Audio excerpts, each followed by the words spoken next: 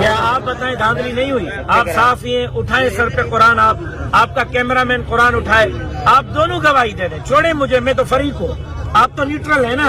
آپ قرآن اٹھا سکتے ہیں کہ دھاندلی نہیں ہوئی؟ آپ قرآن اٹھا کے بتا سکتے ہیں کہ شفاف انتخابات ہوئے ہیں؟ یہ 50,000 ووٹ ایک ایک حلقے پہ اسٹیپنگ ہوئی ہے.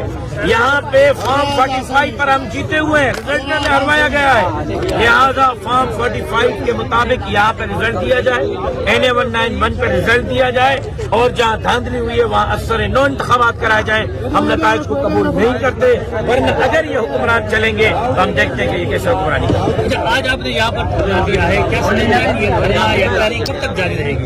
جتنے دن تک جعلی حکومت رہے گی اتنے دن تک دھرنا رہے گا. وہ حکومت کریں، ہم دھرنے کریں گے، دیکھتا ہوں کیسے حکومت کرتا ہے. اچھا، PS 22 پر پہلے جو نتائج تھے رات کے ٹائم پر تو JUI قومی بات جیت رہا تھا. رات تک نہیں، ابھی تک فارم 45 میں ہم جیتے ہوئے ہیں. ابھی تک 7,000 کی لیڈ پہ ہم ہیں. مبین بلو کو ہروایا گیا ہے. مبین بلو کے پاس موجود فارم 45 کا رزلٹ دیا جائے تب بھی مبین 7,000 کی لیڈ سے جیت رہا ہے. شاہ زین بجرانی کے فارم 45 کے مطابق رزلٹ دیا جائے تب بھی وہ 9,000 کی لیڈ سے جیت رہا ہے.